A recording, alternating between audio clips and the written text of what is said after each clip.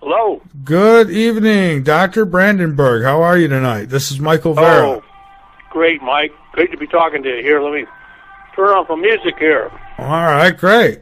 So it sounds like you're just kicking back, having a good time, huh? I am. Mm-hmm. Well, that's good. Well, hey, welcome back to Late Night in the Midlands. And I apologize for all the rescheduling that we've had to do, but Hey, nothing worth doing is done easily. Oh, I'm telling you now. If you're having difficulty doing something, it must be important. Yeah, absolutely. And what we're going to talk about tonight, I think, is very important. So a lot has happened since the last time you and I spoke. Water on Mars, and I'll say, Doctor, what say you? Oh, well, this is only the 500th time they've discovered water on Mars, but it is now kind of official that there's liquid water on Martian surface, and that means there's life. It's a lead pipe cinch.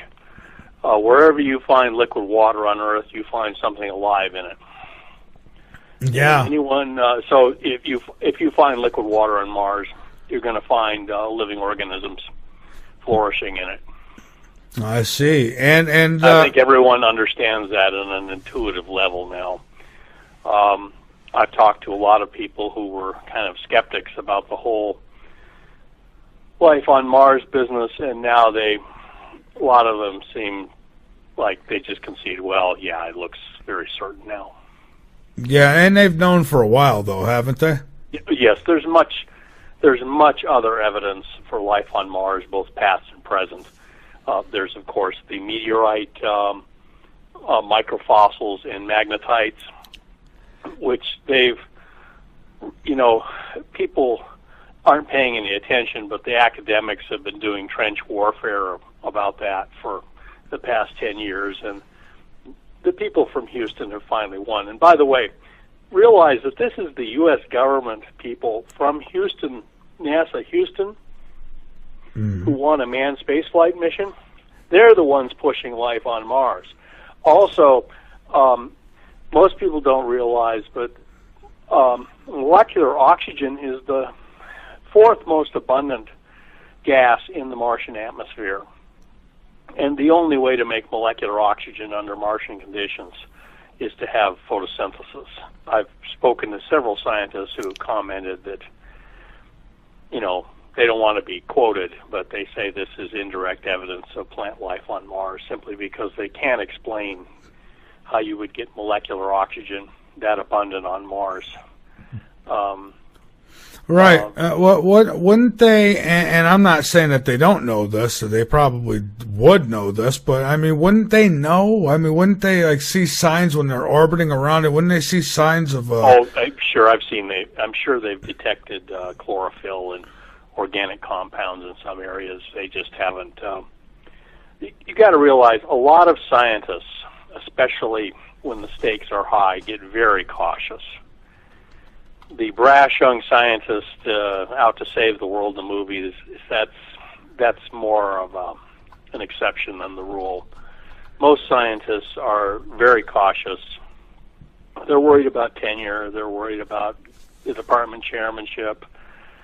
They're worried about, and they have a career, and they're far more afraid of being wrong about something important than they are about making a big discovery. So they'll be very cautious, and they will assemble overwhelming evidence of something new and important before they'll make an announcement. Or I wonder if when they find things like this, if they don't hold on to them until something bad is happening so they could take our attention away and say, oh, yeah, I know the president did this, but hey, look what we found. Well, Mike, I wouldn't understand why the government would be releasing this new information. Everything is going so well in the world. Well, that's true. It is. It's just they have nothing to distract us from. No, we're in the Garden of Eve here. Yeah, so, I view our push into space as one way to win eventually the war on terror, because we're going to change the subject. Yeah. I mean, if we're fighting about stuff that people have been fighting about for 1,000 years, that's not where we want to be. We want to be talking about new things. And so we're going to change the conversation. In a war of ideas, new ideas will triumph over old ideas. Yeah. Now, how about the newest announcement from NASA? That is that the atmosphere was ripped away by a solar storm. Is that what they're saying? Well, you have to take that with several large grains of salt. Get your salt shaker out, Mike. Yeah. In fact, unscrew the top from your salt shaker. Yeah. What they basically found is that Mars' atmosphere is being sandblasted away by the solar wind. And that doesn't surprise anybody because Mars doesn't have a magnetic field like the Earth. The magnetic field acts like a big force field to protect the Earth's atmosphere from this. But they have no idea how this process occurs in detail. All they know is that Mars is losing some of its atmosphere now. So they've taken 3 years of data and extrapolated it back 3 billion years. When your stockbroker does this, if your stock has gone up for the last 2 weeks, he tells you it's going to go up forever, right? Yeah. And you don't believe him. You shouldn't believe him because here's the reason we should add an enormous amount of salt to this pronouncement. The planet Venus is much closer to the sun, gets much more severe solar storms and solar wind, and yet it has a very dense atmosphere. That's true. And it has had one ever since for 4.5 billion years. So basically the reason Venus has such a dense atmosphere is I'm a plasma physicist by training. Plasmas have a mind of their own. And when you get a dense atmosphere, like was on Mars in the past, and is right now on Venus, what happens is the plasma in the outer part of the atmosphere generates its own magnetic field to protect the atmosphere. Just like a big generator. It takes the solar wind and turns it into a giant solar dynamo and generates its own magnetic field.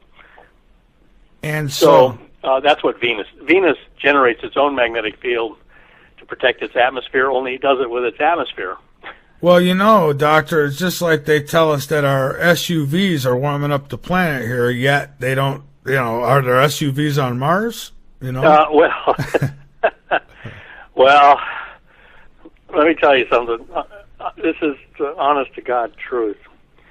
I consider myself a political conservative. I am all in favor of free enterprise, and I am a registered Republican voter. And I believe that global warming is occurring. I think we are messing with the Earth's environment. But I say we have the solution to this, and that is we're going to have to shift to nuclear power. And much cleaner and safer forms of nuclear power are available now. So we're going to solve this problem with E equals MC squared. But now, on Mars, something else happened, Mike. It wasn't SUVs that caused Mars to be Mars.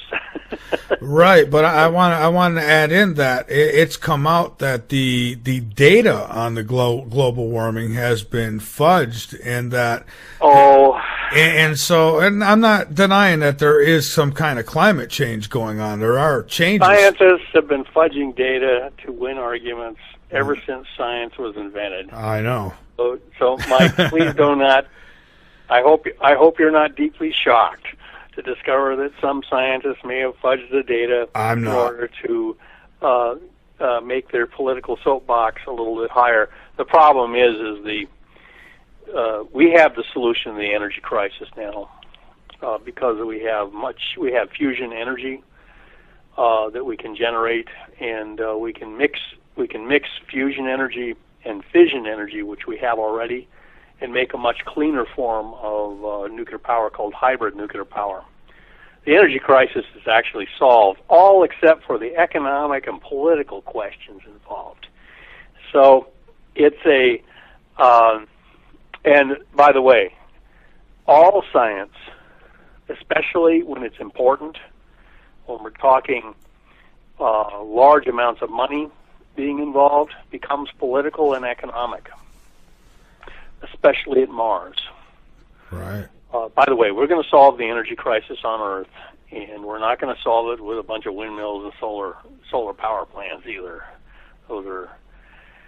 Those can only provide a few % of what we need. I think that if they would stop suppressing the technologies that could be existing right now, because I think it is solvable. I think it's been solved. I see, Mike. I agree with you.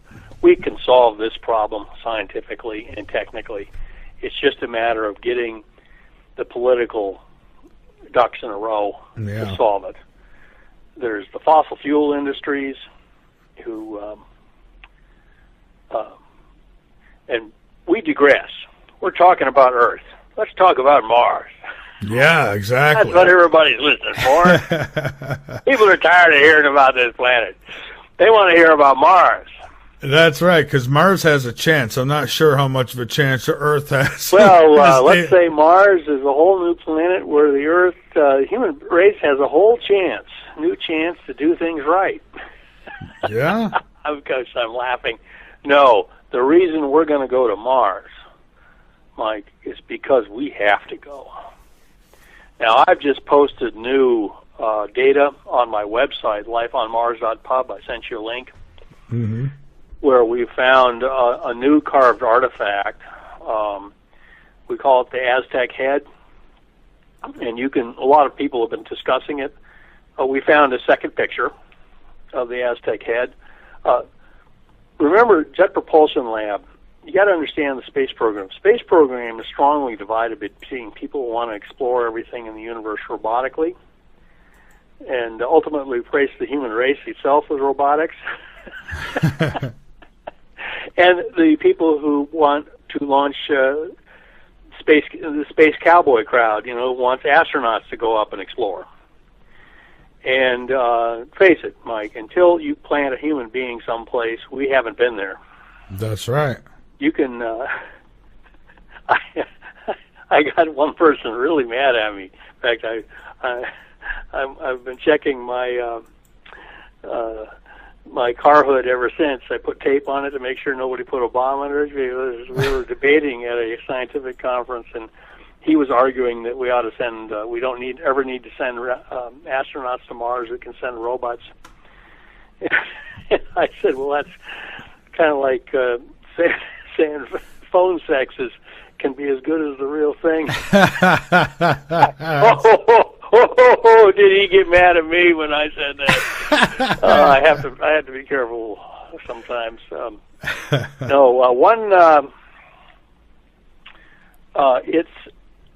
We have to send people there because people can do in-depth investigation.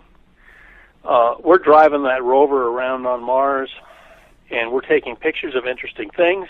Finally, Murphy's Law caught up with Jet Propulsion. Jet Propulsion Lab doesn't want to find any dead civilization on Mars. They're a bunch of rock geologists. The joke is that if you were driving along with the rover and saw an interesting rock with a Martian lizard sitting on top of it, they would use the robot arm to chase the lizard away so they could look at the rock. Yeah, you're right. When you ask the hard rock geologists why they did that, they will say these guys are wearing pocket protectors with their whole shirt pocket full of pens, and he will say, the lead rock geologist will say why he chased the lizard away so he could look at the rock. He says, the rock will tell me more. Well, Doctor, we use that same kind of philosophy here in radio. There are radio hosts out there who will overlook the truth so that they can continue to get their funding too. It's true. Oh well, the human race has always had trouble with being truly objective when its own livelihood is at stake. That's right. And I don't. if I was at Jet Propulsion Lab and a member of the staff there, I would probably be, I'm kind of the sort of person I am, I'd probably be very loyal to them and would curse 3 times every time I saw a picture of the face on Mars. And because, for one thing, I would say, if this thing turns out to be true, all the planet Mars is going to be transferred to Houston, Texas, to a bunch of people wearing cowboy boots and big hats. And I won't get to do any more science there. Now, that's not true. But one of the people I talked to who was retired from Jet Propulsion Lab said that a senior manager told him that, he said, we know if we find anything exciting on Mars, the astronauts will come with their big rockets and take Mars away from us. And that's what's going to happen. The astronauts are going to take over Mars. Houston is going to run Mars instead of Pasadena. I'm not talking Pasadena, Texas. Pasadena, California is going to have to give up Mars to Houston, Texas. And it's going to be Houston, Mars 1 has landed. Now that has to be because of what we have found on Mars. We have found, in a nutshell, that Mars used to be Earth-like in the past and became eventually the home not only to life, but a humanoid civilization, and that civilization was apparently destroyed by a nuclear attack from space. And we have to send astronauts there to find out what exactly happened. Did the people on Mars know who did this to them? And how can we make sure that this doesn't happen to us? It may be that the most dangerous thing in the universe to intelligent life like ourselves is other intelligent life. So that's why we have to send astronauts to Mars, because we must maximize our knowledge of what happened. Anyone who's done archaeology will tell you you have to dig. You have to have people with shovels and sieves digging up things and with sharp eyes and finding things in the dirt. We're going to have to go up and find out how much of a civilization was there, what was this level of advancement. It looks primitive. It looks like the face in Cydonia and the D&M Pyramid, which were the 2 biggest artifacts that the Cydonian civilization left. Based on an Earth reference, it looks like it was a primitive civilization. We don't find any evidence of roads, airports, anything of that nature indicating a large-scale civilization. However, the civilization appears to have been massive. We found what looks like ruins of a city near the D&M Pyramid, and it goes on for miles. Imagine not Pompeii in Italy or Machu Picchu in Peru being excavated, but imagine something 100 times larger. So the pictures are now posted with the frame numbers, so you can verify them for yourselves, are now posted on my website, lifeonmars.pub. Okay, and I have been putting the link in the chat room, and we also have it posted on our homepage at the website, Late Night in the Midlands. We actually have now 3 very good images of this city, what appears to be the ruins of a city, and it is massive. It looks like it had millions of people in it. So, but at the same time, it does not look advanced. It looks primitive. And so it's even more sad that we have now more and more evidence of that the enormous nuclear explosions occurred on Mars. They apparently occurred at 2 places. On the lifeonmars.pub and elsewhere, you'll see maps of where the nuclear explosions occurred. And anyone who can read a map can tell you that, can can see that given the prevailing winds on Mars, the fallout and the blast, most intense blast, would have gone downwind to Cydonia Mensa and another place called Galaxis Chaos, which it's a NASA-assigned name. We did not come up with this name. But it's a very sad. My first reaction when I saw these new pictures showing the city was great sadness, because the magnitude of the extinction of a humanoid species was apparent to me.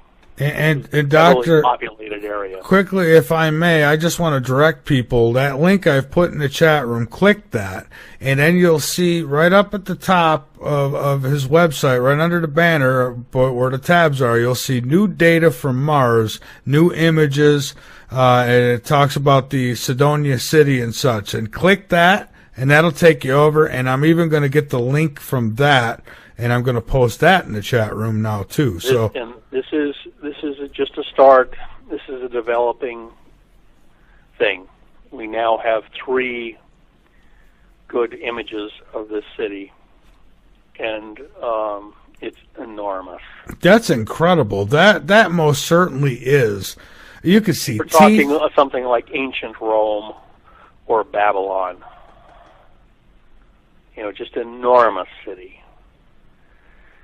And all which would have been the home to millions of persons. Incredible. So when we're talking a planetary massacre, we're talking a real massacre. And the reason, by the way, we know that massive nuclear explosions occurred on Mars is because of the nuclear isotopes found in the Martian atmosphere. There'll be more data put up on the website soon, and I'm going to be presenting a paper at the Lunar Planetary Science Conference. We've found what looks like supernova isotopes on Mars, and those are either made in a supernova or in a nuclear explosion on Earth. And so we found a good match between what scientists agree is supernova xenon made by a supernova, and Martian xenon. So we're doubling down on the evidence for the vast nuclear explosion on Mars. We found that the explosions turned large areas of Mars to molten glass, and they didn't make craters, they were airbursts. That means whoever made these explosions did not they fell, these weapons fell from space. They were not made on Mars and set off on Mars. That would have made enormous craters in the ground. Instead, they were set off in midair, probably 100 miles up in the sky. So this was done by a spacefaring species, and wouldn't that in fact be what's disintegrating the atmosphere there? Or it probably has. Well, you know that. See, one of the things that you have to do is you say, okay, if we can't explain, like the isotopes on Mars, in terms of a natural process, can we explain them in terms of a known process? You say, okay, we can't explain this in terms of any natural thing, except a supernova going off on Mars, and that didn't happen because it would have blown up the rest of the solar system too. Right. So it wasn't a supernova. It was something like a supernova, which is a hydrogen bomb. That's the closest thing in nature to a supernova, is a hydrogen bomb. And so they fact, they tested a lot of models for what would happen in a supernova in hydrogen bombs. So they have some idea of what the processes are in a supernova and a hydrogen bomb. So there's a meteorite called the Allende. It fell in Mexico, and which is kind of ironic because the objects, the faces, the objects on Mars, the artifacts, look like they're from old Mexico. They look like they're products of the Olmecs or the Aztecs.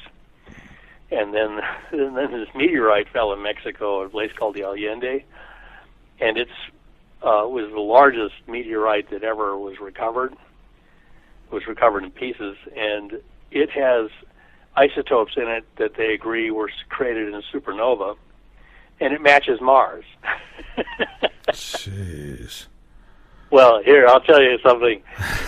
This data, the only thing that matches Mars' atmosphere is what everyone agrees is a result of a supernova. And that has been sitting in the literature for 40 years, along with the Mars data, and no one has ever publicly pointed out, gee, Mars looks like it had a big supernova on it.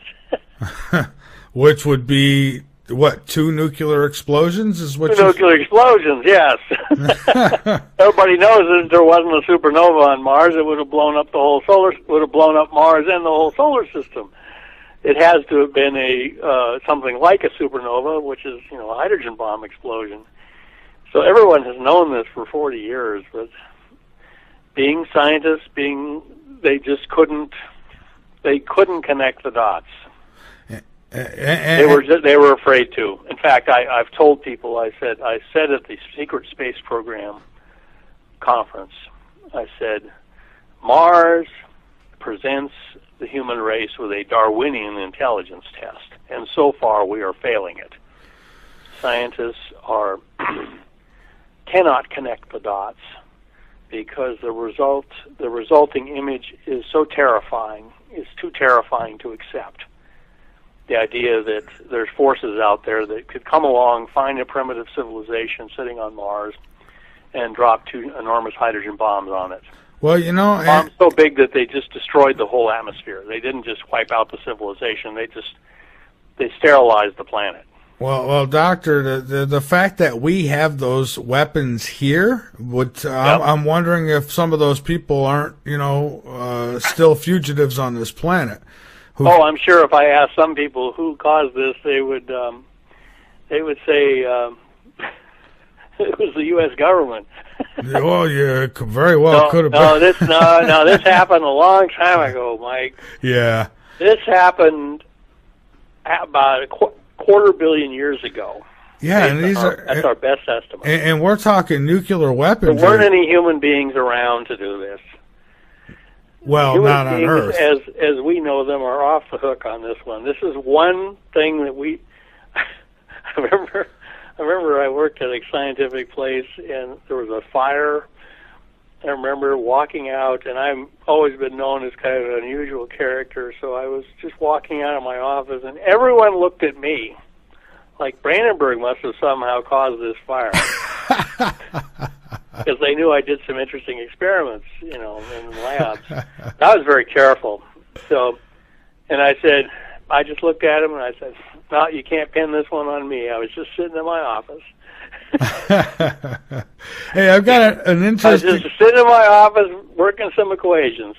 And then somebody pulled the fire alarm. And it turns out somebody had been boiling wax on a stove and had forgotten about it. So anyway, it was fine. They put it out with a fire extinguisher. But then we got to see all the fire trucks arrive anyway. Well, good. And Doctor, I've got a question here from the chat, which I usually save these for later, but this is a good one. Okay, great. Surf says he asks if the asteroid belt could have been a planet and it exploded near Mars, and could that have caused this to happen on Mars? that appears very unlikely. If you take all the asteroids in the asteroid belt and add them all up, you don't get anything. You only get something about the size of the moon. Ah. So it's certainly possible, but most scientists don't favor that idea simply because there just isn't enough stuff in the asteroid belt to make anything very big. Now, it's an interesting idea, and I think we should be open to ideas like this, given this quite amazing and kind of frightening thing we found on Mars. In fact, one person said, could it have been that there was a planet in the asteroid belt where the asteroid belt is now, and Mars, and it had a war, and the planet in the asteroid belt lost?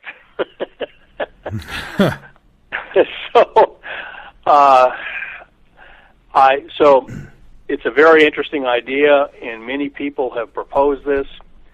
But right now, and it's simply because if you add up all the asteroids, there's just something only the size of the moon.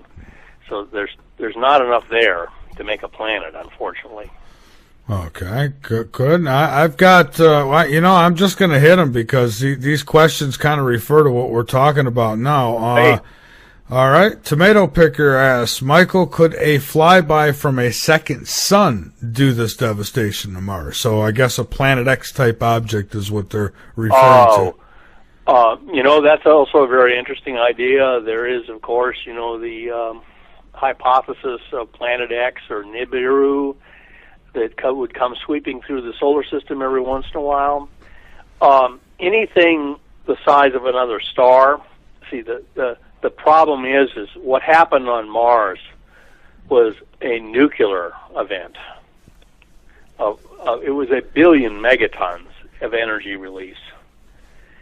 And the Martian atmosphere is just full of the residues, the same residues that they found on Earth after nuclear tests. Mars' atmosphere is loaded with them. And the interesting thing is, though, none of the other planets seem to have been affected. So if a star went through the solar system, it would have stirred up the whole solar system. I see. And the isotopes on Earth, Jupiter, the Moon, from asteroids, from meteorites that come from the asteroid belt, and from the solar wind, all match a kind of standard baseline. Mars sticks out like a sore thumb. So whatever happened was absolutely concentrated on Mars. Okay, and there's a question here about Mars moon, and questions about whether it's artificial and was brought there. But I guess, how do we know that unless we can actually go there? What do you think? We should send astronauts and land on it and see if that's true. I agree. That's what I say. And, that's really the only way to settle that, because we know that the moon of Mars, Phobos and Deimos, it has 2 moons, and they're ready-made space stations. All you have to do is just go up and dock with them. You don't really land on Deimos or Phobos. And Phobos is just a made-to-order space station. It's a great place for a base camp for landing on Mars. And so you have to, but it's covered with dust and micrometeoroids and gravel and stuff. So if it's a space station, the only way to do is to send some astronaut with some brooms and shovels and dig down and see if they find metal. Yeah. That would be nice, because then we have a big space station for us. Well, yeah, it would be nice, but, would they tell us? That's another thing. I mean, they waited, how many years to tell us about water? Yeah, well, you got to put yourself in the government's shoes. I know it's hard. It is. But there are a lot of people who are very religious in this country.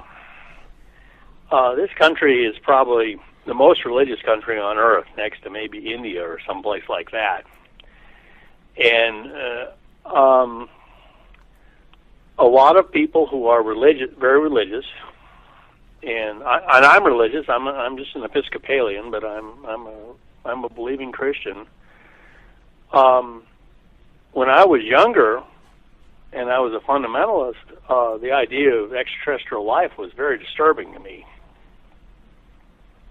And I was told from the pulpit that there was no such thing, that would complicate God's plan for everything, and that it was considered foolish to even be interested in such subjects.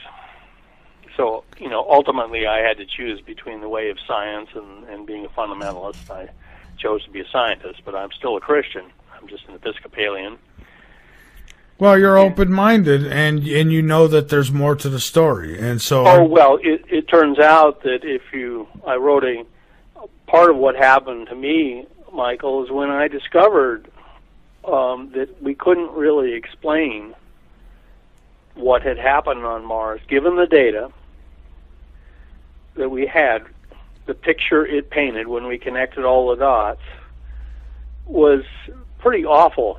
It suggested that somebody come along, like the Death Star in Star Wars, and just blown up Mars. Only they did it with big nuclear weapons. They didn't use the Death Star. And that made me so sad that I found myself slipping into a depression. And I struggled against that by I decided I would write a book about, I wrote a book called Cosmic Jesus. And as it turns out, I addressed this question of what should be the believing Christian's attitude about extraterrestrial life. As it turns out, no, God didn't tell you everything. Except if you read the Bible in the original Greek. And there, it is clear as crystal, there's extraterrestrial life. And the reason is when Jesus tells his disciples to go out into all the world and preach the gospel to every creature, that's in Mark, the word that is translated as world in the King James Bible is the word cosmos from the Greek.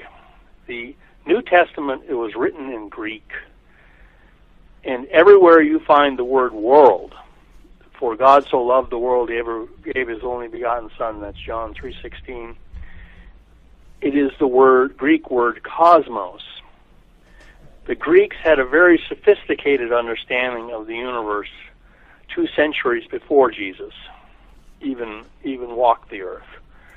They knew the earth was round, they knew it was a planet, they knew that it moved around the sun along with the other planets. They knew that the other stars were probably other suns with planets around them. They knew all of these things. In fact, one philosopher even told Alexander the Great that there were other planets with people on them, and Alexander the Great wept when he heard this. He said, I can't even conquer this planet, he says. So the ancient Greeks, 200 years before Jesus, had a deep understanding of the cosmos. They had a word for the world, which was just G, as from geology. They hardly ever use that in the Bible. If you look at the Bible in the Greek, when it says, behold the Lamb of God who takes away the sins of the world, that is the word cosmos.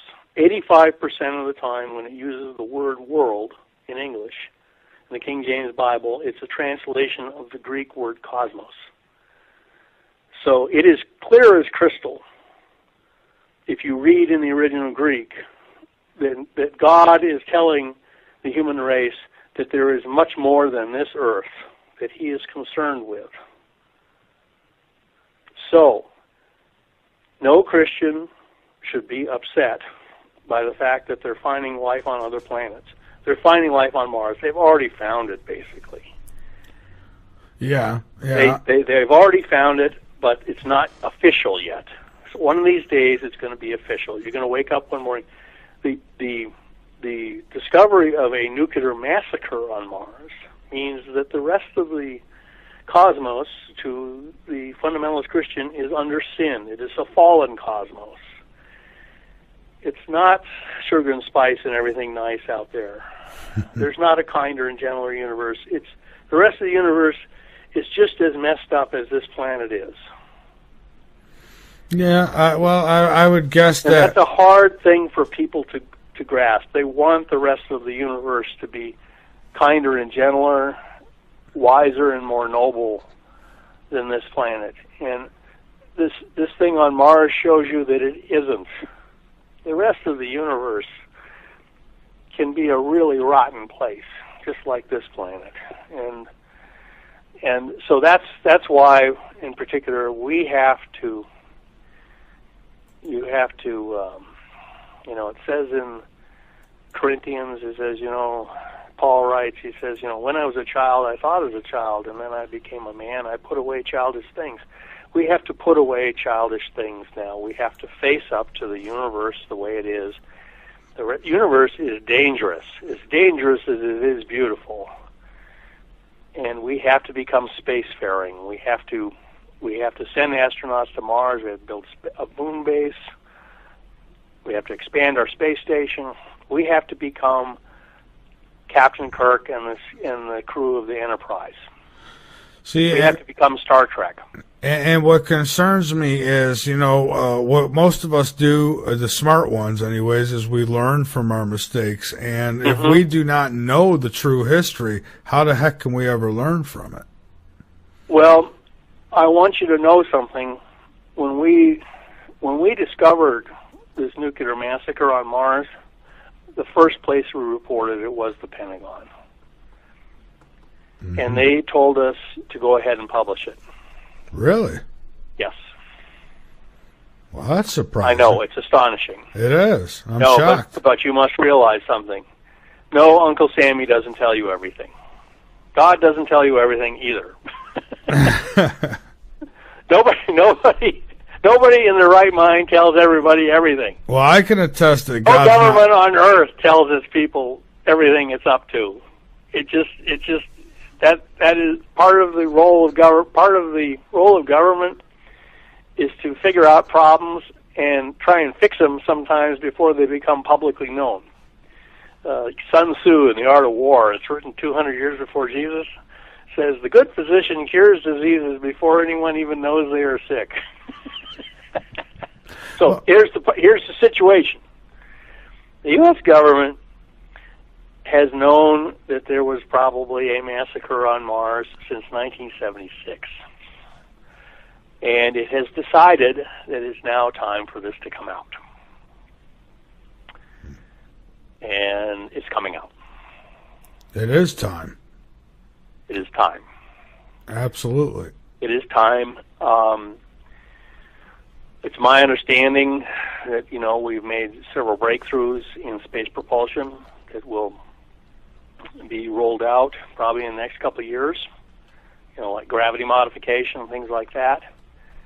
You're going to find out that the human race has more space technology than we ever gave them credit for. And I wouldn't be shocked. No, you wouldn't be shocked.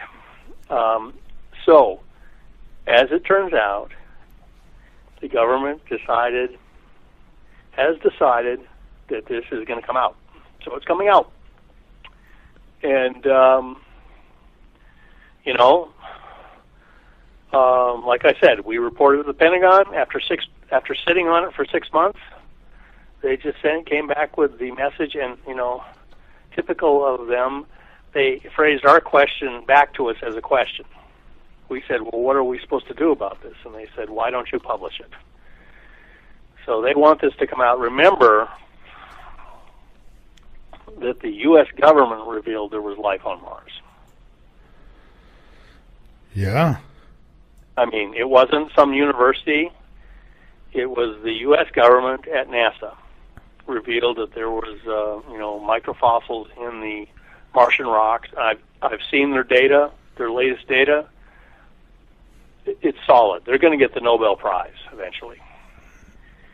But the people who have been attacking them have been a bunch of people from universities who don't like the idea. Well, then, Doctor, it's safe to say then, that once that comes out, then there's no limit. There's going to be... There's life everywhere. Once Mars is the first Earth-like planet in the universe that we can look at, really examine closely. And we're examining it. We've been examining. The U.S. government has spent, probably $100 billion on Mars. And basically we found that Mars was Earth-like in the past, and it had life on it. And it still does have life on it. A tiny remnant of what it used to be. Mm-hmm. And the U.S. government has told you this. When the U.S. government tells you they found liquid water on Mars, if you read between the lines, that means, there's life on Mars. There's life on Mars now. They've already told you there was life on Mars in the past. That was the U.S. government. The people who didn't like this are the people who want to do robotics for everything. The university types. Yeah. Mars is a big sandbox for them, and the idea that they're going to have to, that sandbox is going to be taken away and given to somebody else. A bunch of cowboys with, cow manure on their boots and cowboy hats, and down in Texas. That's just impossible. It's just intolerable.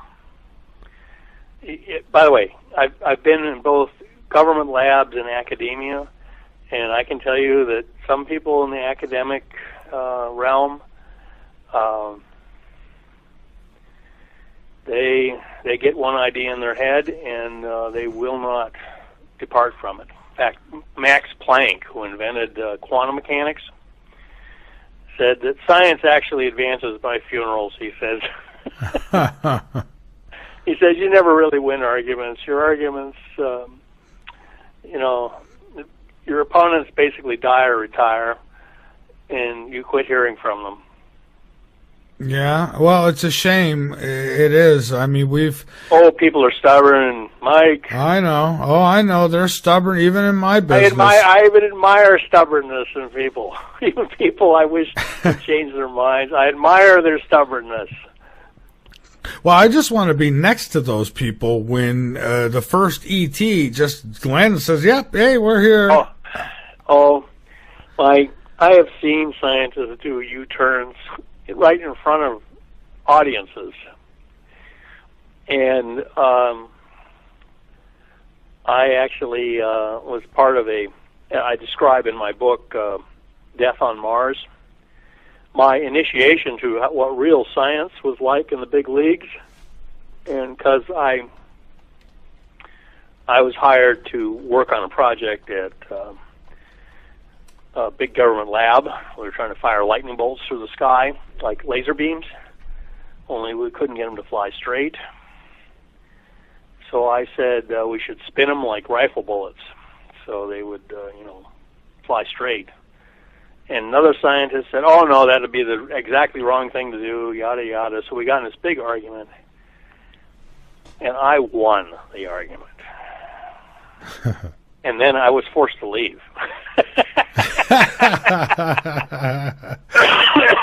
was told that something really bad was going to happen to me if I hung around in that place, because there were hard feelings about me winning that argument. And and I actually got to see one of my most adamant, stubborn opponents do a scientific U-turn in front of everybody and make it sound like it has been his idea all along. So it would have been hilarious if it wasn't so kind of scary at the same time, because he did this scientific U-turn in front of everybody at this one meeting, and no one pointed out, "Well, Bill, you've been saying exactly the opposite for the last 2 months." No one even said anything about that he was contradicting his statements from the last 2 years. And I turned to a guy and said, "Does this mean I've won or I've lost?" And the guy said to me, "Look around you. It looks like you've lost." now his idea. Yeah. So you got to realize science in the big leagues is like professional basketball. It's not supposed to be a contact sport. Well, but, you know, you look in the playoffs under the net, the knees and the elbows are flying. That's right. And you know, me, myself, if you got to give somebody else the credit, as long as it gets the truth out there, then so be it. You know? Oh, well, example is the Mars ocean. I stood up in front of an audience of 1,000 scientists and presented the evidence for the Mars ocean. They won't give me any credit because of Cydonia. Uh-huh.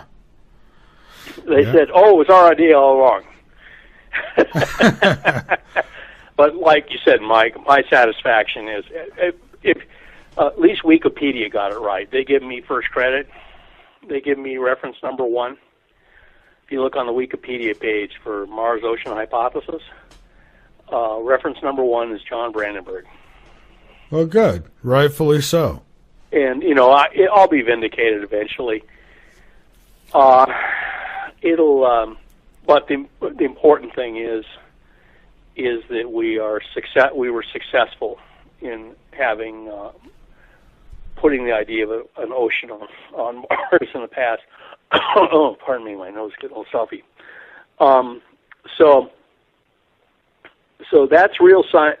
I'm fortunate that I got an education in real science just at the same time I was doing the Mars investigation. I became involved in the original Mars investigation. What happened is Vince DiPietro and Greg Molinar did superb work on investigating Cydonia. And Dick Hoagland got interested in their work and organized the independent Mars investigation team. He got together a bunch of scientists and engineers with the idea that we would verify the work of Gregory, you know, investigate and verify or refute the work of DiPietro and Molinar, and we verified it all.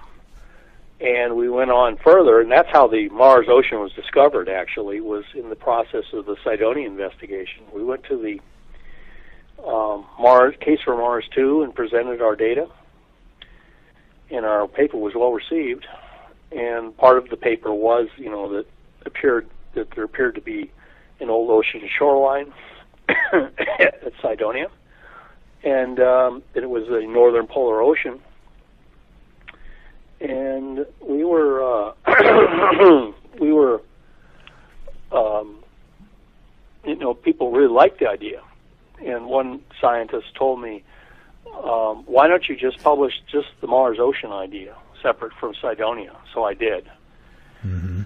And at a conference, and everyone picked up on it, and now it's become an established idea. It's now considered the truth. And that's very satisfying to me, even if they don't give me credit. Simply because it's impolitic. You know, I can see that the politics of this scientific dispute.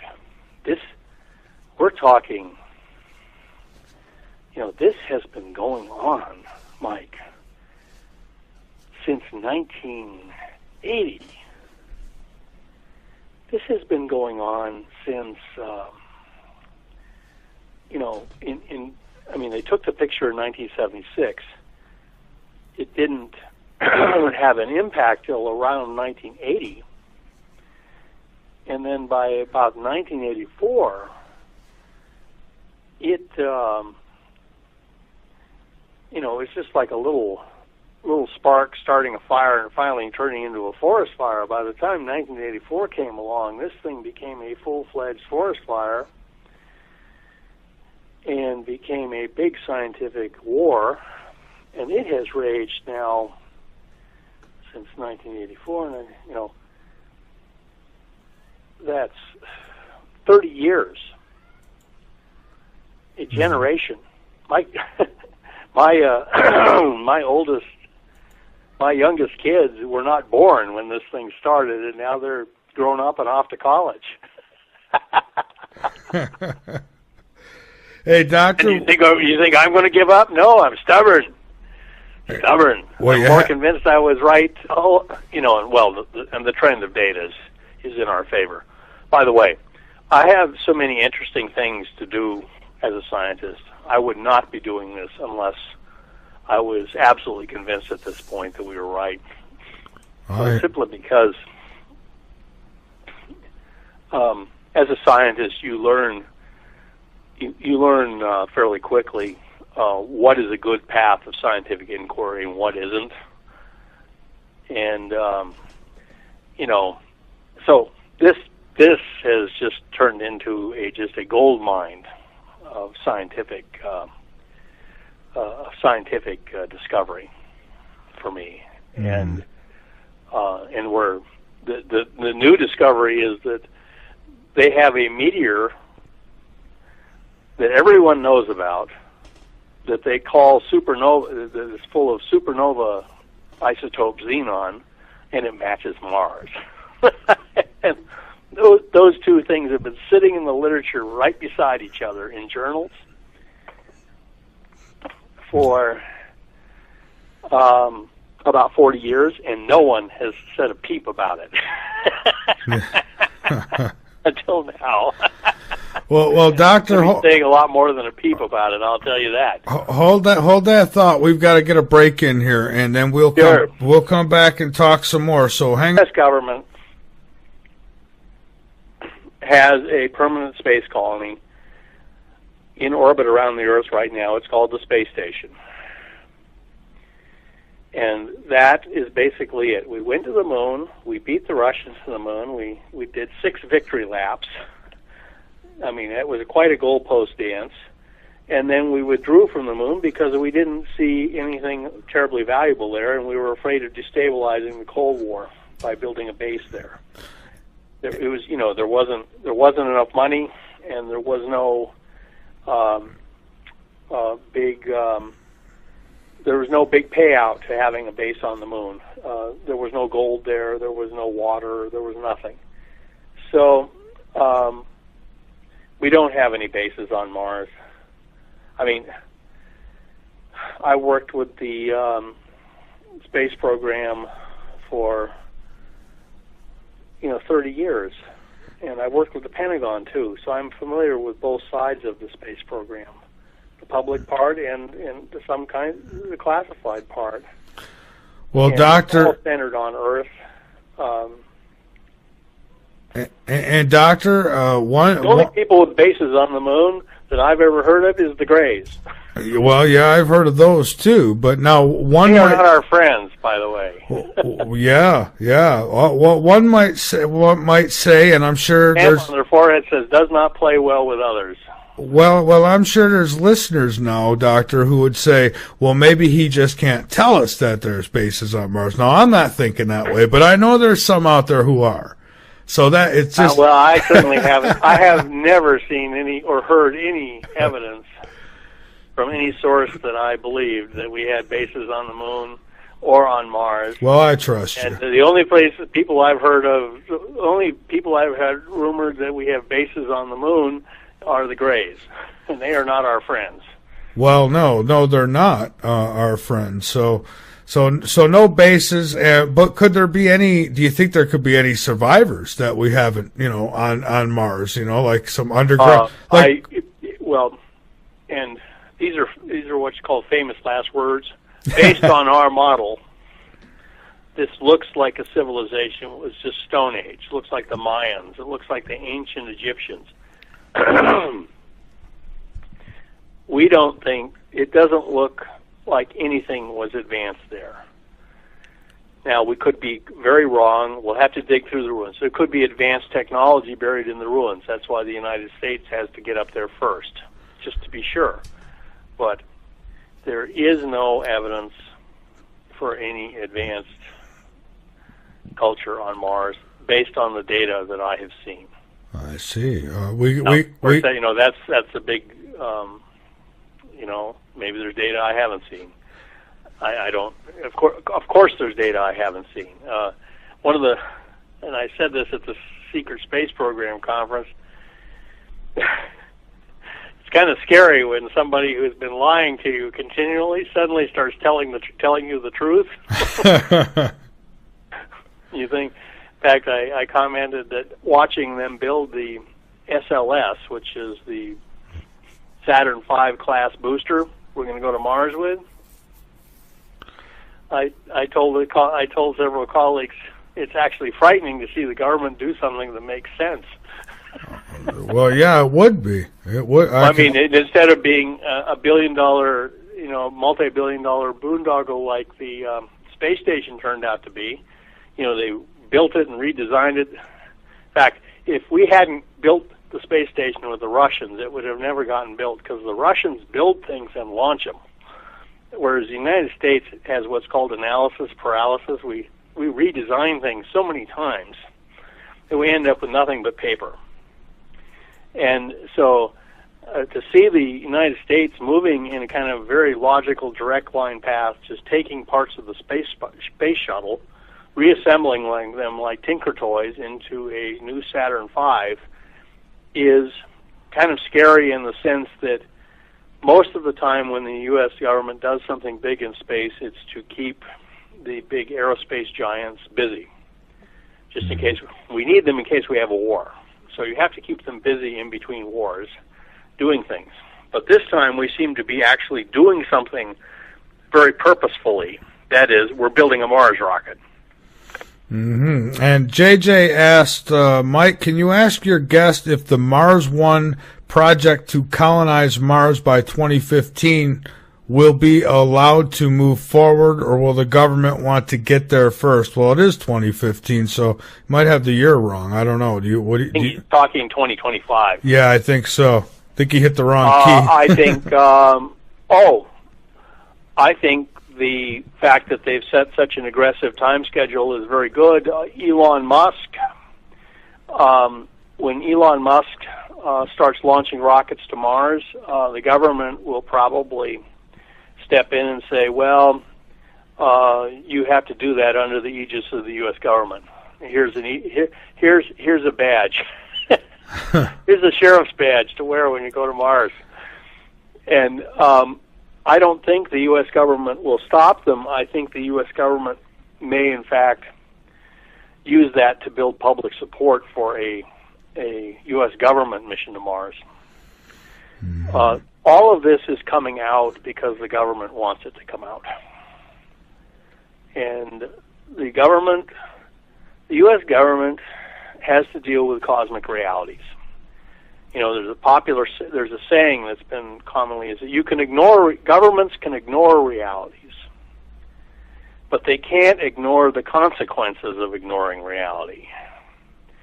One of the problems with ignoring reality is that other governments, if the United States government ignores reality, that there's a dead civilization on Mars, it was probably destroyed by another civilization, other governments will not ignore that reality.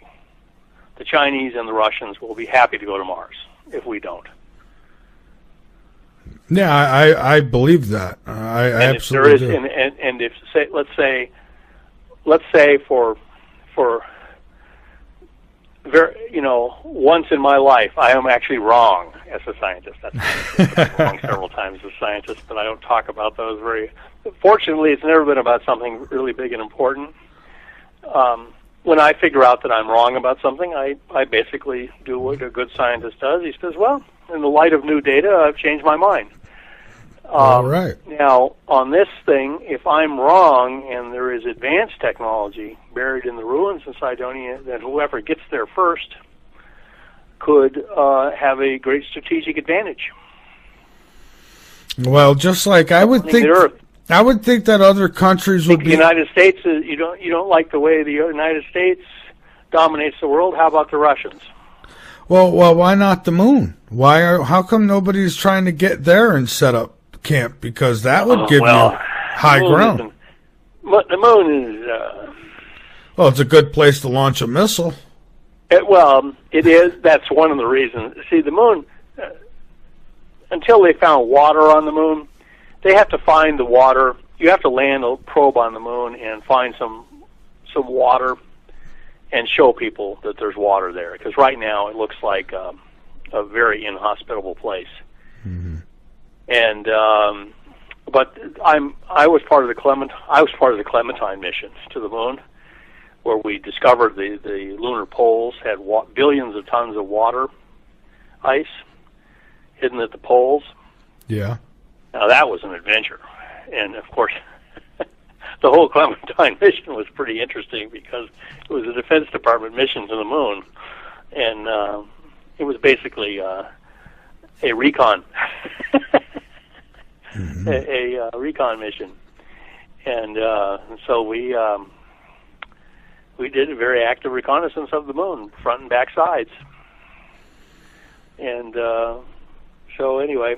All right. Interesting. And the government, U.S. government, has now a spy satellite orbiting the moon. It can read license plates on the moon. Oh, I don't doubt that at all. It's called the MRO, it's the LRO. It's the Lunar Reconnaissance Orbiter.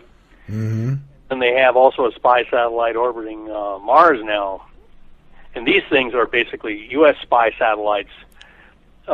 Modified slightly for a lunar mission, and they put bigger solar panels on it for the Mars mission because the solar.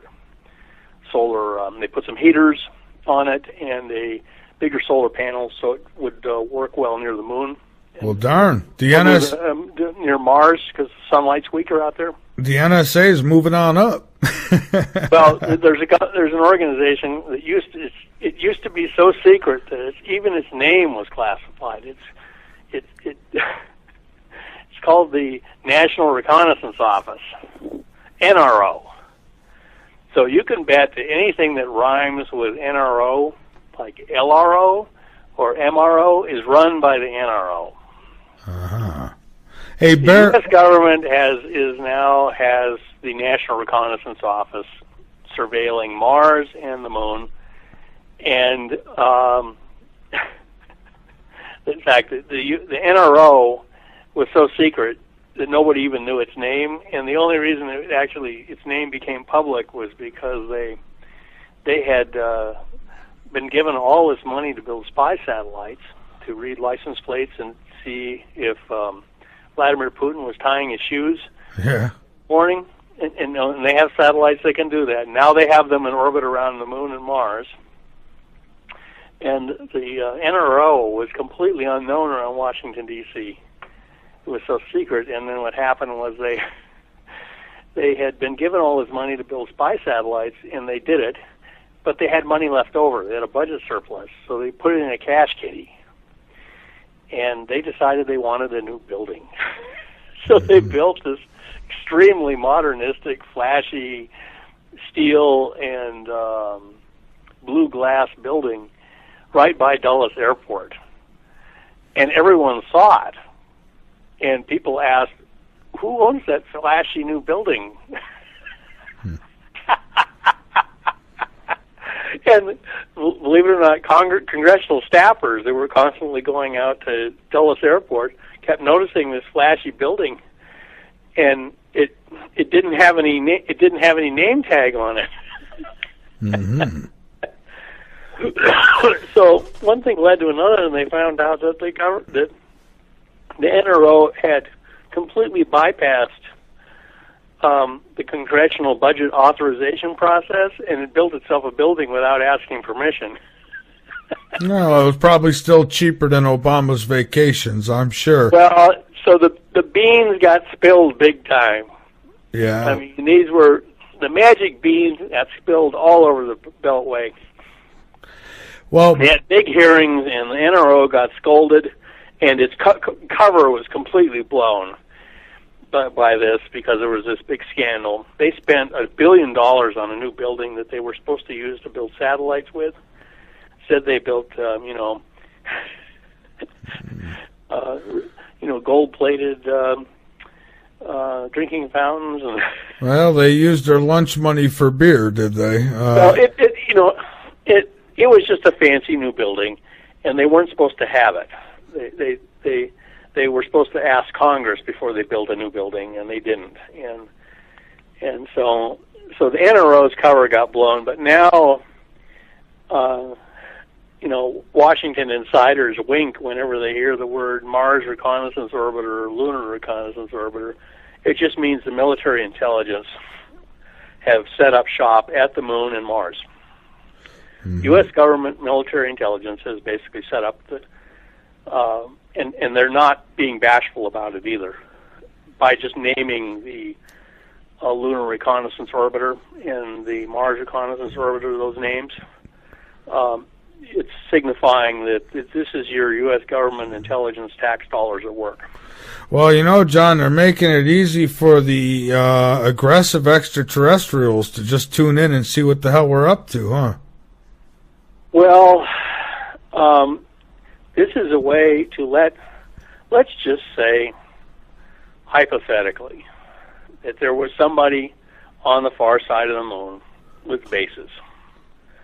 And they look up, and every 8 hours is this great big U.S. government satellite comes over and takes pictures of everything they do. So much so that they have to draw the window blinds in their bathrooms when it's over. And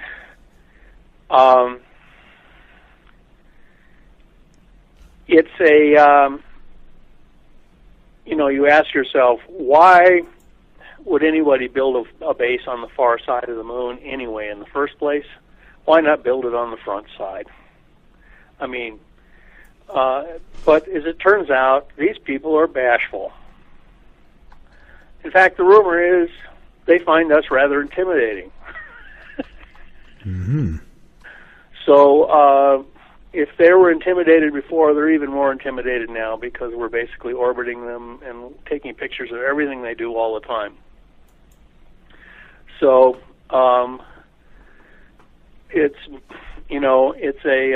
we're living in a time when things are changing. The human race is moving out into space. I'll tell you, Mike, what's going to happen. This big discovery at Mars is going to become mainstream. And it's going to become mainstream because the powers that be wanted to. Mm-hmm. Want to go to Mars? Well, the powers that be want to live too. I mean, the U.S. government can't go to Mars without telling its people a good reason why they're going to spend $1 trillion. Maybe that's why they made all these great underground cities and bunkers and stuff, because maybe they did learn something from Mars and said, hey, maybe they're going to come back and do this again. Well, they made all sorts of underground stuff during the Cold War. The Russians built underground cities, complete with nuclear reactors to power them. The Russians were going to ride out a nuclear war, with 1,000 men and women to go out and repopulate Russia again. And, you think this government does crazy things. Oh, they all do. The Chinese government, basically, the Chinese were getting ready to fight a war with Russia. And they just honeycombed China with caves to ride out a nuclear war and try and save at least 1% of their population.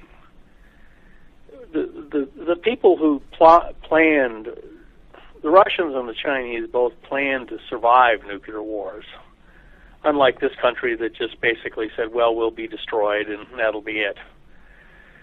The Russians, Chinese, though, they actually tried as hard as they could to survive a nuclear war. And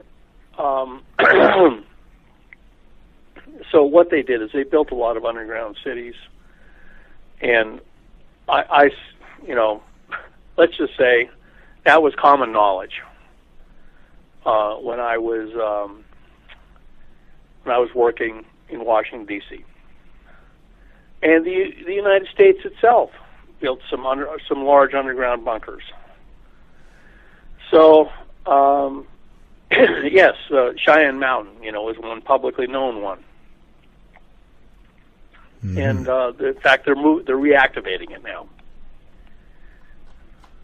I see. So. well, yeah, and So like people, people think the U.S. government, since it's the largest object around, is the craziest government on Earth. That is not true. There are far more delusional and crazier governments on this planet than the U.S. government. Mm-hmm. North Korea is basically a half underground civilization. Well, yeah. And so. Well, I've got another question here. This one comes from Bear, and he says, "Would John have any comments on Area 51, captured spaceships, aliens? Has he ever been there?" So those are no, never been there. You know what? I wrote a science fiction novel. I write science fiction under the pen name Victor Norgard. I'm going to play it really safe. I worked in Washington, D.C. for 15 years, and I had a lot of security clearances. So as to keep myself out of trouble, let me just say I decided to write a science fiction novel. Yeah. And it was called Morning Star Pass, The Collapse of the UFO Cover-Up. It's written under the pen name Victor Norgard. Don't tell anybody that I am Victor Norgard. All right. Your secret's safe. I'm trying to keep my identity secret from the secret government. Now, you can read all you like about underground bases and bases on the far side of the moon and the U.S. government playing a brutal game of geospatial, spatial political chess game with the Greys and the other species around here. I put that all in the novel. And I actually went and talked to a bunch of abductees, too, before I wrote the novel to get their take on all of this. And in the novel, we have a lot of captured alien technology, and we've managed to duplicate some of it so that we have our own anti-gravity. Mm-hmm. And it, we have anti-gravity space. They're not very good spaceships. They can fly around in the Earth's atmosphere pretty well because they use jet turbines for power, and they have trans-atmospheric fighters to go up, and they every once in a while shoot down a UFO just to scare them. Well, I'll Cold War in outer space. So what happens is these. I'll just give you the thing in a nutshell. Okay. Imagine that the movie Close Encounters of the Third Kind. Imagine that recorded a historic fact that the U.S. government met in secret with the Greys and had this love fest, and that this is in the middle of the Cold War. Imagine that this actually happened, like in the movie Close Encounters, in absolute secrecy, and then the U.S. government was so pleased with their new friends from outer space that they let them move into the Devil's Tower as a base and put up a triple ring of razor wire around it to keep everybody away. And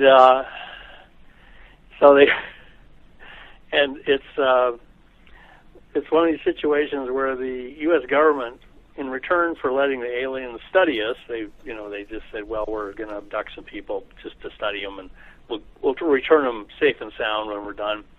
So the U.S. government said, oh, fine, go ahead.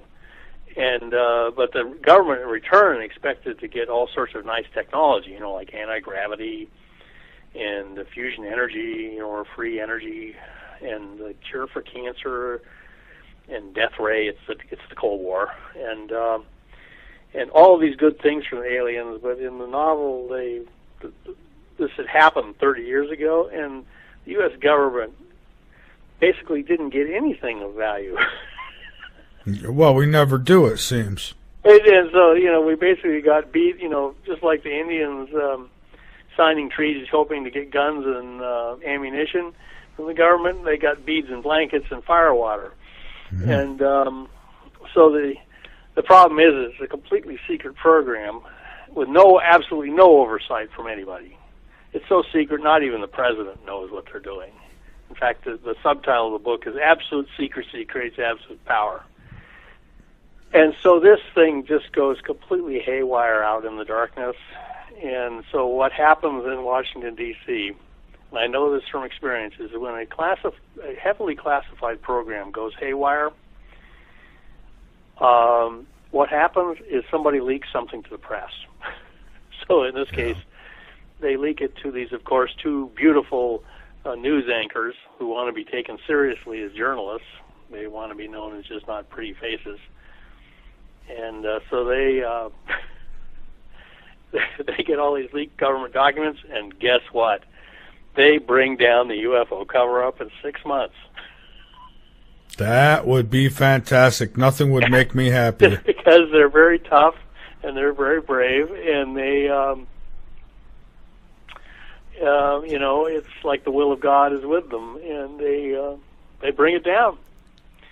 And when they bring it down in the book, there's an attempted coup d'etat by the secret government. And there's tank battles in the streets of Washington, D.C.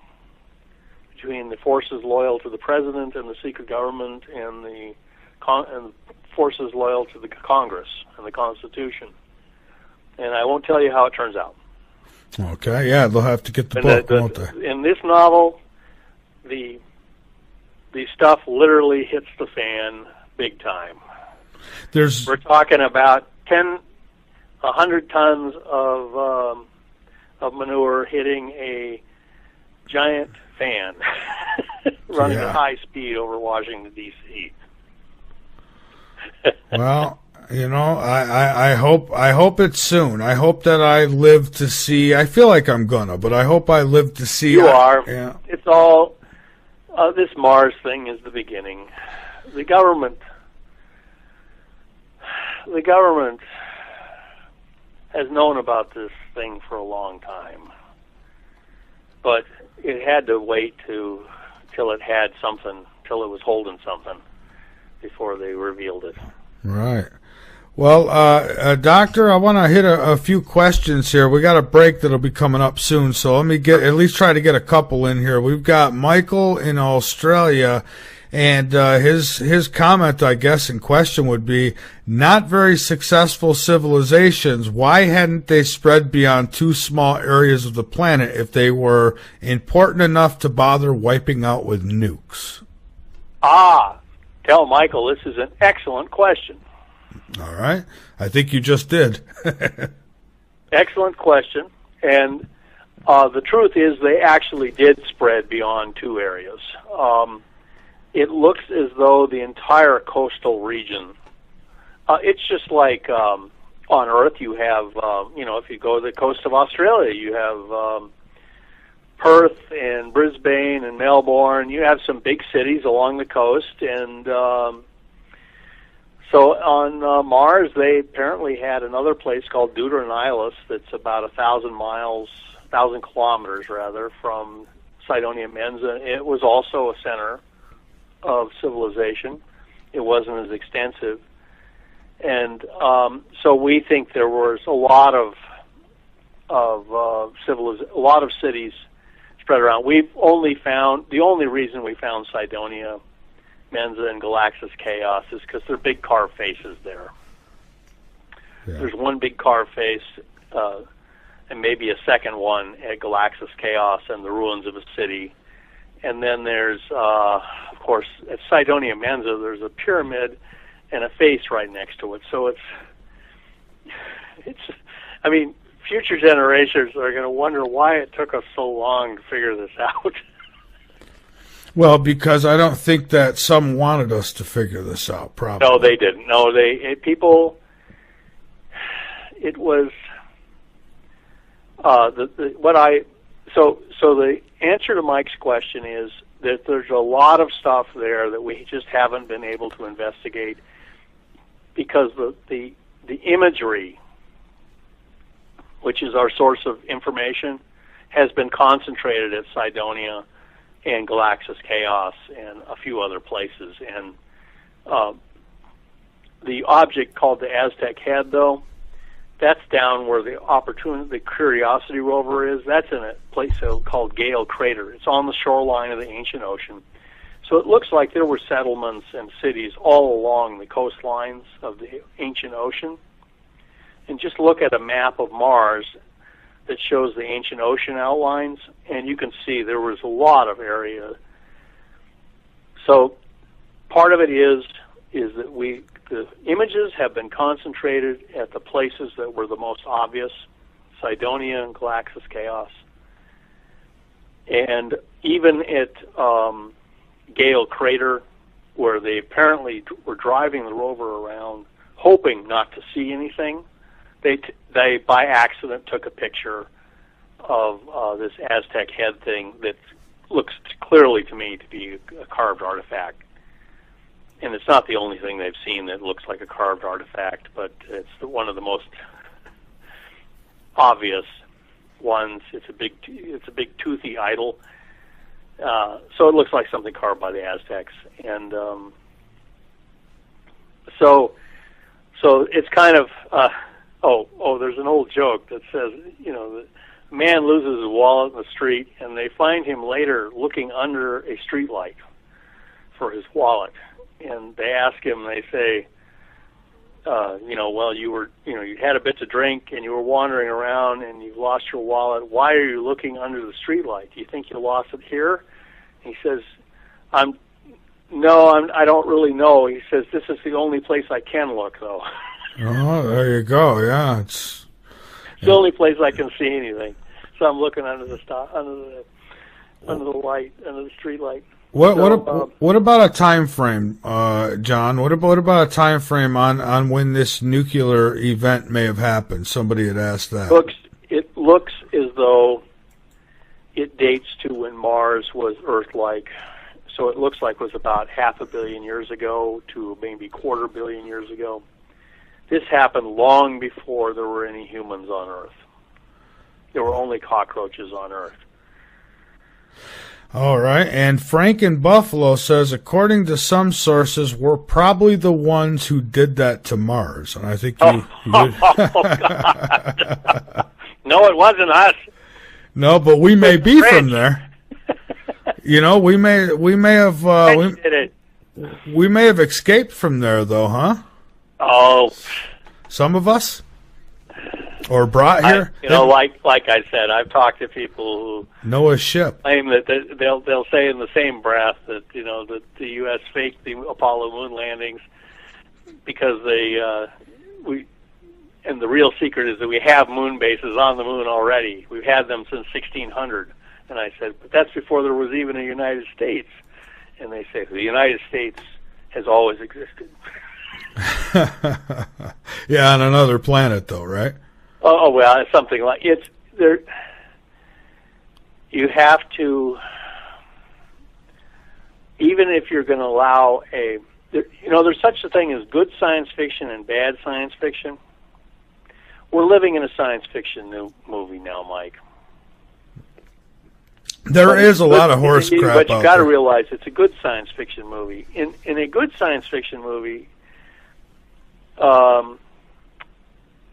the aliens do not have superhuman powers. They basically have better technology. Right. And in fact, like I read a lot of the UFO stuff, and that reads like good science fiction because the aliens are not bulletproof in the UFO reports.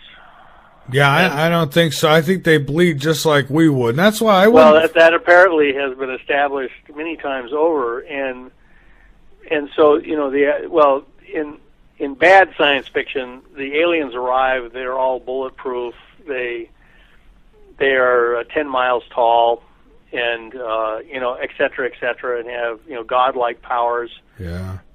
And but in real life, everyone has limitations. Everyone has budget constraints.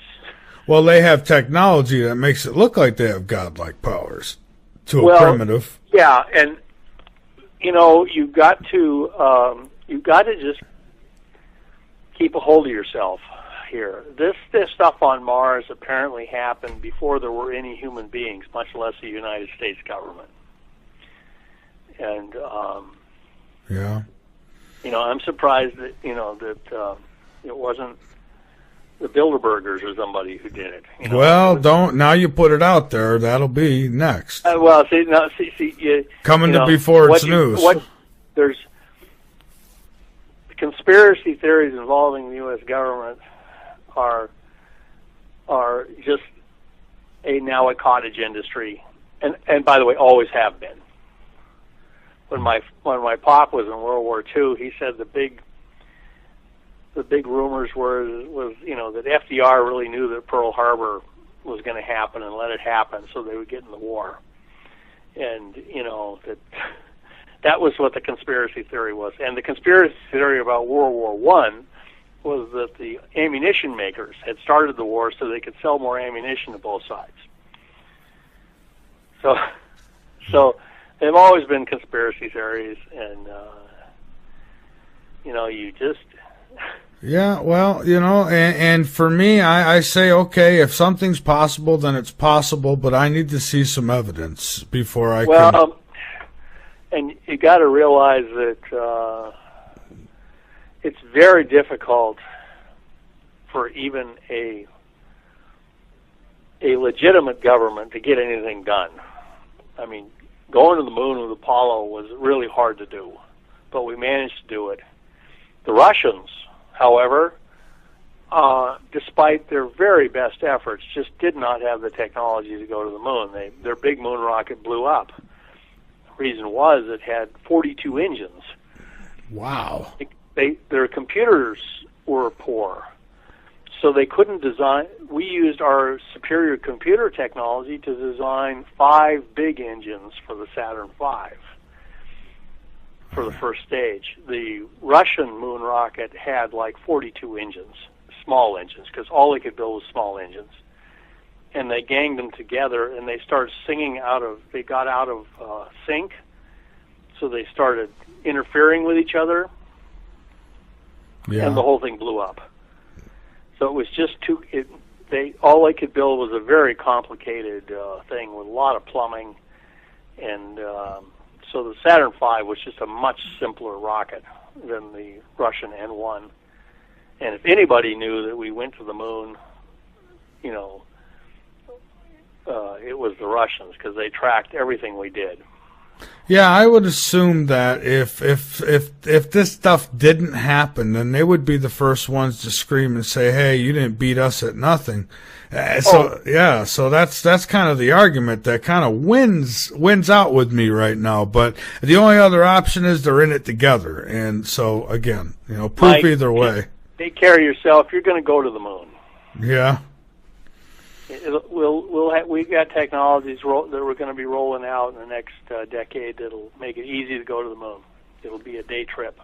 Oh, I'd love it. I'd love to go.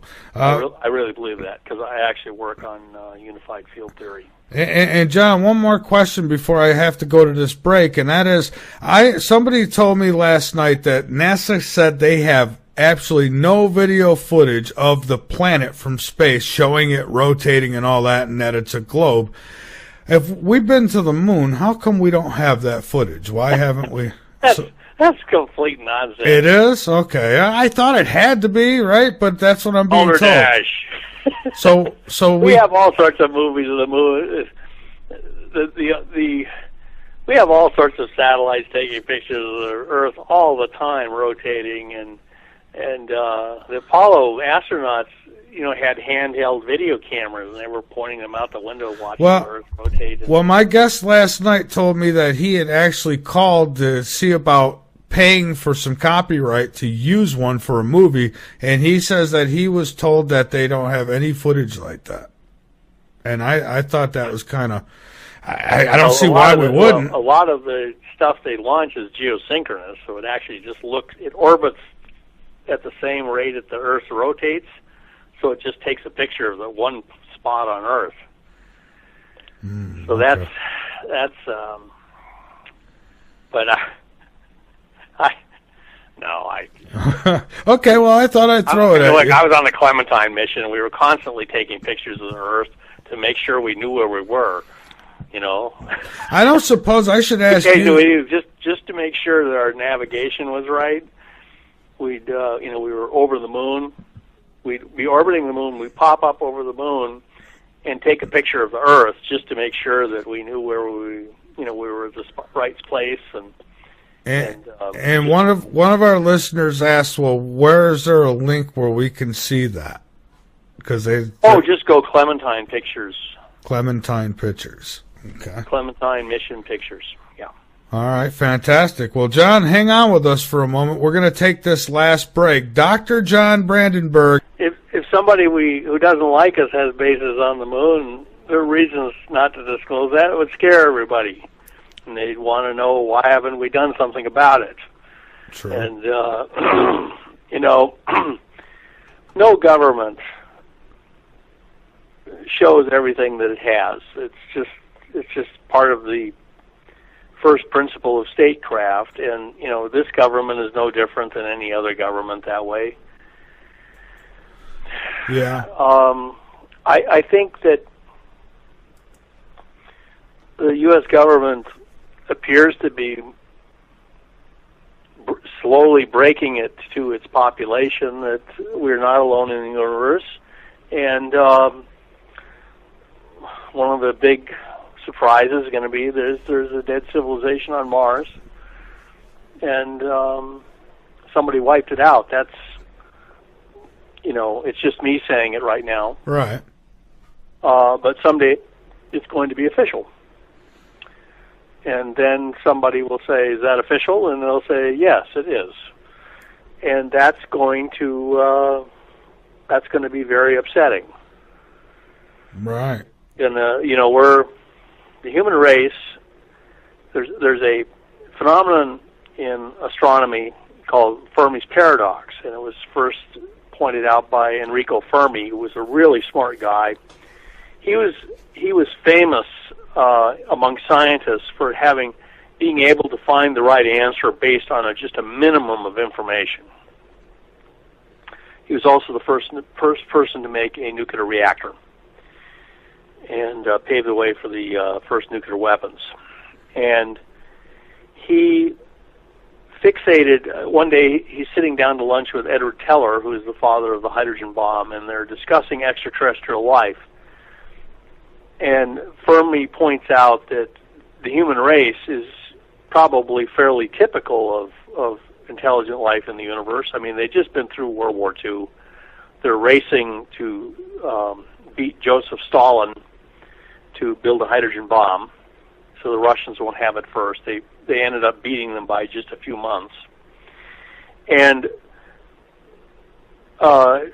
basically Fermi says, look, the universe looks very fertile. They knew in those days there were probably planets around other stars. That was their best guess. They even had some, even back in the 50s, they had evidence from telescopes that there were planets, probably planets around other stars. So they had their first evidence of that. They also knew that the universe was a very fertile place. There was a lot of water and other chemicals necessary for life floating around out there. So Fermi, he also knew one other thing. So he knew the universe probably had lots of places to live and was a fertile place.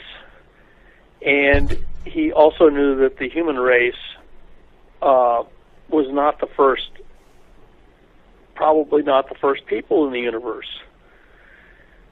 So he says if the human race is typical, the rest of the universe should be a very noisy place. There should be lots of people out there. Everywhere we point a radio telescope, we should be picking up soap commercials and political ads and, on and on. All of the stuff that the human race blasts out into the universe, this torrent of advertising and political ads, political debates, and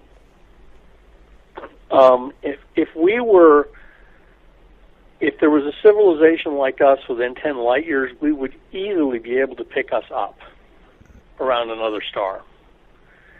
But the fact is that we point radio telescopes everywhere across the sky, and we find nothing resembling us at all. Well, that's very noisy, and yet the universe is apparently very quiet. Well, it's as quiet as a ghost town. Well, that's Fermi's paradox. He says, where are they? Well, and that's like, NASA looking for green plant life, say, on Mars. I mean, we're looking for people who might be using radio technology when they may be... Well, yeah, but we're using electromagnetism, and I can tell you from working on unified field theory, electromagnetism is really important. Yeah. I mean, if you're an advanced civilization, you make a lot of use of electromagnetism like we do, because that's the way the universe runs, on electromagnetism. And it runs on gravity and electromagnetism, basically. And, the key is figuring out how they relate to each other. But, so Fermi says, where are they? Where are all the other people? There should be hundreds of other civilizations out there filling the sky with nonsense like the Earth does, and they should be expanding all over. And yet it's quiet. Why is it so quiet? And a lot of people have tried to answer Fermi's paradox. On Mars, however, we may have the answer to Fermi's paradox, is that people out there are quiet because that's the smart thing, that's the smart play. Yeah, they may have learned If you are a primitive civilization, you do not attract attention to yourself, my friend. You try and make yourself real small. Especially if you know somebody else is out there who's warlike. Could you imagine? I mean, that would be like us. Okay, there's riots going on in Baltimore, so we're going to hurry up, get in your car, let's drive right over there and get in the middle of it, right? So right, yeah. So the rest of the universe may be quiet for the same reason Mars is quiet. Is there may be forces out there that look for primitive civilizations like ourselves that are really noisy and come and squelch us. So that's the reason we have to react to this. We don't have any time to lose. We have announced our presence. We have announced our presence to the rest of the universe by basically holding a rock concert, complete with we have basically held a nonstop Burning Man celebration here on Earth, complete with rock bands and big bonfires, and we've told the rest of the universe we're here. Now, if the rest of the universe is friendly or even indifferent, that's fine. But there could be some people out there, the same kind of people who destroyed Mars, who want to come here and get rid of us, figuring that it will just be trouble. Well, and they could be looking at us from above and saying, we don't even have to blow these guys away. They're taking the pharmaceuticals and they're spraying and they're doing all these things to themselves. Let's just sit back and wait. Well, yeah, I mean, some of them could be doing that.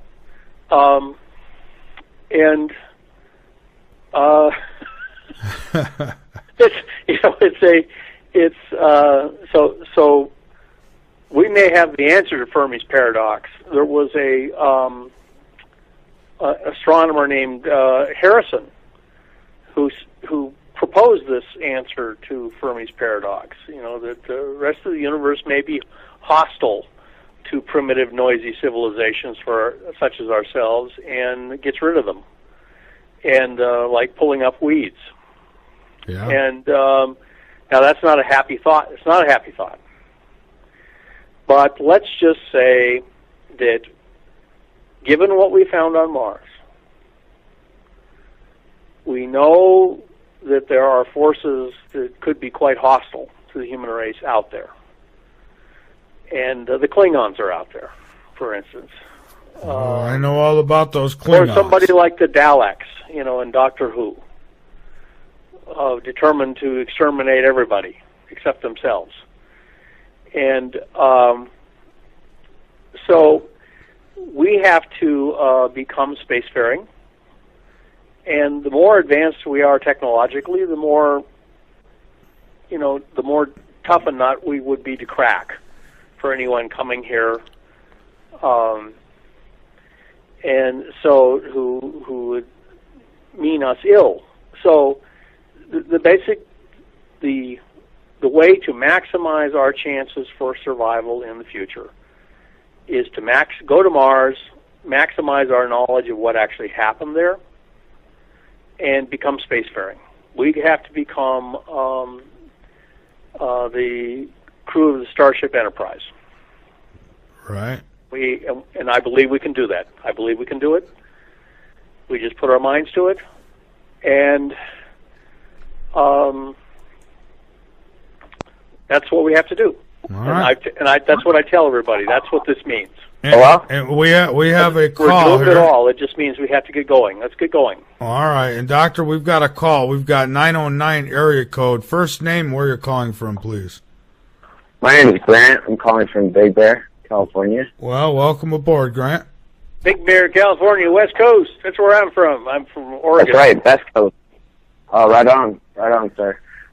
So now, my main question now, I've been chimed in for a little bit now, is, so a lot of the things I feel like you were just saying, based on like aliens communicating with us, is based on the fact that like they're going, their species is developed the same way that we have in using technology and all that stuff. Now, what about for a species that has, developed differently, maybe communicates, not through sound waves and all of that stuff, you know what I'm saying? So really, like, point. What about aliens that can, then they have a completely different, like, totally different level of communication than what we do? I'm sorry, and your name again? He's Grant. Grant, yeah. Okay, Grant, your question is very good. Unfortunately, Grant, we only have one example of intelligent life in the universe. And what a fine example of behavior, well-behaved intelligence this is. I'm sure you would agree that the human race is a pretty rascally bunch. Oh, indeed.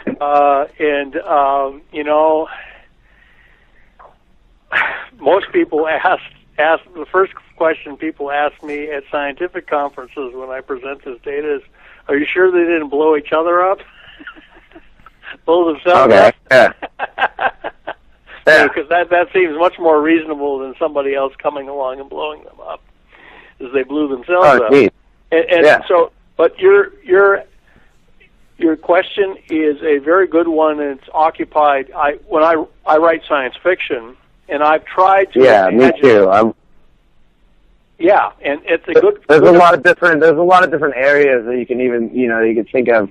I mean, like, I feel like our science is very like our communication science is like very based on like like radio waves and like other like sort of like wave communication like that. But it's just like I mean, like, there's a lot of other different things that we can like take into consideration, like light. And, right. Like, suppose we use ESP instead of sound waves. And that could be a completely different wavelength than anything else. Now, if they were totally like regularly going to use that, and then maybe in the sense of progressed in the same way that we have progressed, into where that's their basic form of doing things. Now, we could be totally, trying to do the same exact thing, but operating on totally different frequencies or whatever you want to say, That's right. And then you're talking people with a much different social kind of structure than maybe we would have. Oh, indeed. And like, it'd be completely different at that point, but, that's right. I'll tell you something, Grant. People have attacked my work on one hand saying, "John, what you propose is very boring. You propose people who behave just like us." on A Mars. little bit, actually. Yeah, you know. Yeah. And I said, yes, that's. And I said, yeah, that's true. So I'll admit to you, Grant. Yes, I proposed very boring aliens who behaved pretty much like we do, and I interpreted everything because unfortunately we are the only example we know of intelligence. Now, in the future, but the we base, will have but the base. What's that?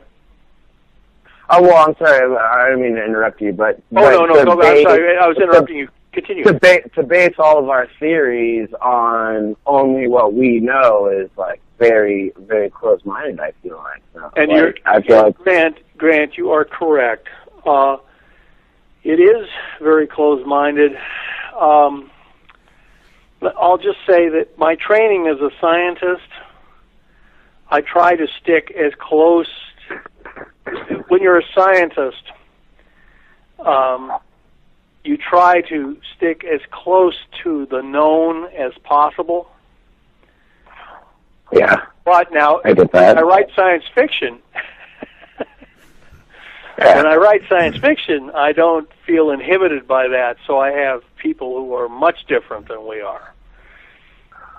Okay, well, in your field then, I mean, what do you I mean, not saying you're trying to, you're trying to receive all these communications, I'm not 100% sure, but then in your field, would you not want to have that sort of science fiction openness into trying to receive that, or are we so based on what we know that that's what we're going to stick with? We're just sticking our guns on that one. Yeah, see, what we found on Mars is we found, a big carved face and a big pyramid next to it. Yeah. And then we found evidence that Mars was like Earth with river channels and stuff. And so we kind of said, well, gee, we have pyramids on Earth, in Old Mexico and in Egypt. Yeah.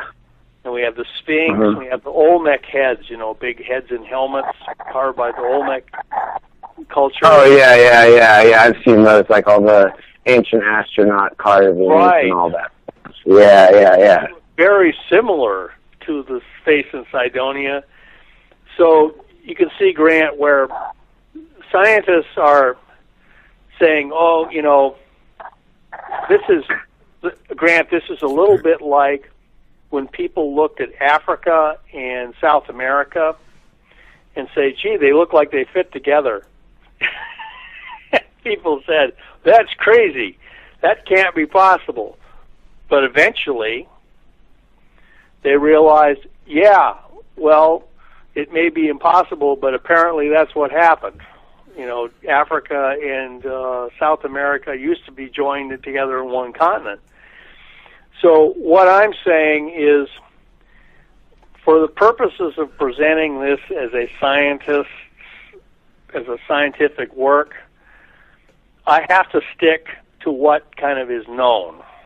Okay, and Grant, thank you for the call, too, but Thank you, Grant.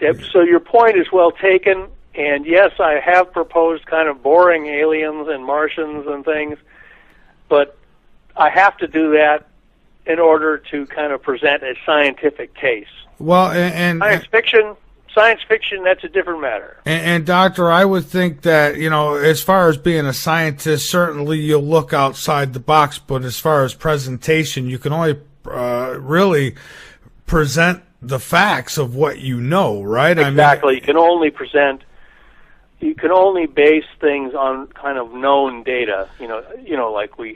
One thing I do is I say, well, okay, we have this face and this helmet on Mars, and it looks like the Olmecs, something carved by the Olmecs, down to details. Now, that doesn't mean the Olmecs are on Mars. It just means that, it's not unknown for intelligent people to make stuff like this.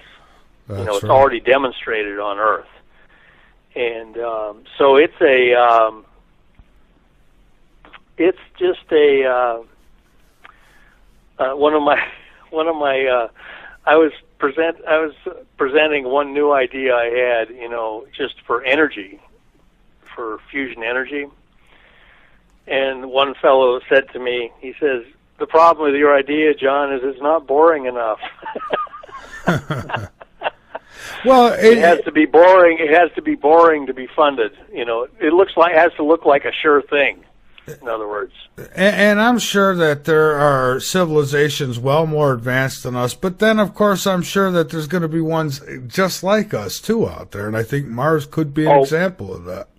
Well, if you look at Star Trek, the Vulcans were very different from us. Yeah. But the Klingons were actually a lot like us. Yeah, they were. They absolutely were. The Klingons resembled certain people in history, like the Spartans or the Romans, even.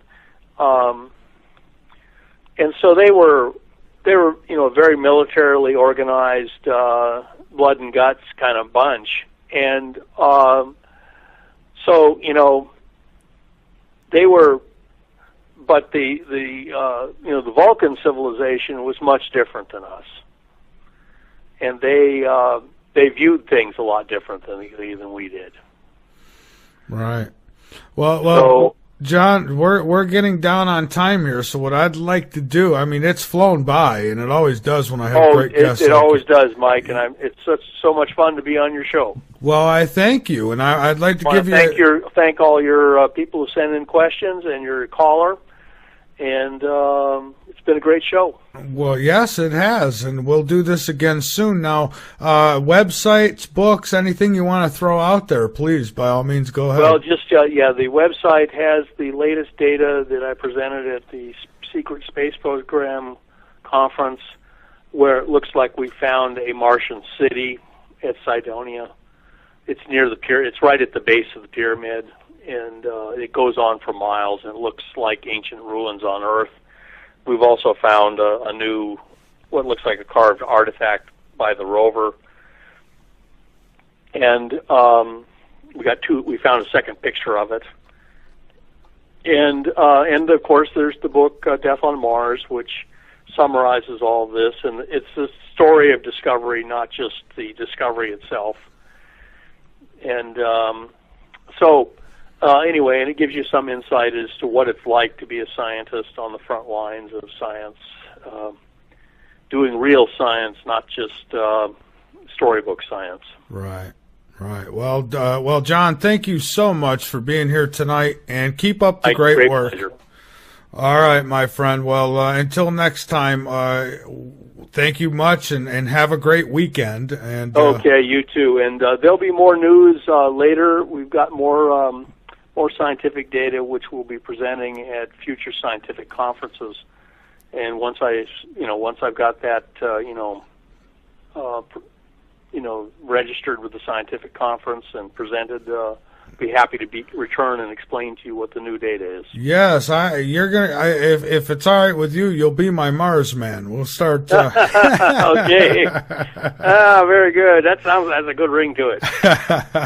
All right. Well, thank you again. Sometime you can actually, we can talk about unified field theory too, which I also work on.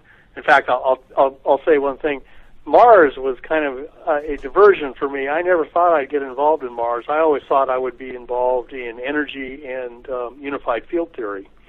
So that's where I've actually focused a lot of my scientific work. So. All right, yeah, well, we'll have to talk about that maybe next show.